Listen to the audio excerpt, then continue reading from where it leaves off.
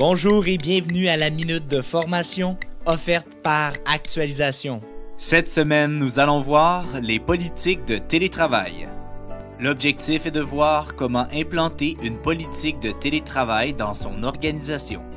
De nos jours, nous voyons de plus en plus d'employés voulant travailler de leur domicile, surtout avec les avancements technologiques qui le permettent et les charges de travail toujours croissantes. Il y a plusieurs avantages à implanter le télétravail, autant pour les employeurs que pour les employés. Le télétravail permet entre autres d'augmenter l'efficacité et la productivité des travailleurs, d'améliorer l'équilibre vie-travail et d'embaucher des bons candidats, peu importe leur emplacement.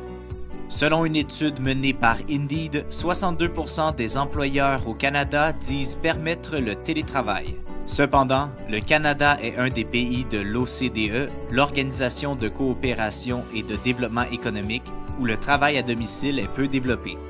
Avant d'implanter une politique de télétravail, il y a plusieurs éléments à considérer. En voici quelques-uns.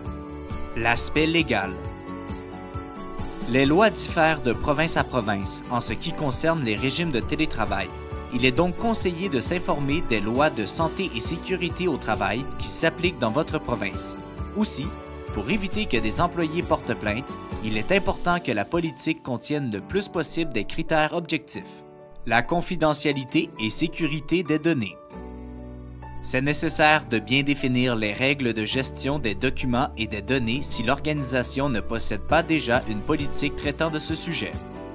Les éléments à prendre en compte incluent la documentation et les données que l'employé peut conserver à domicile, la procédure pour assurer la confidentialité lors des conversations téléphoniques et les moyens technologiques pour accéder sécuritairement aux documents et données de l'organisation.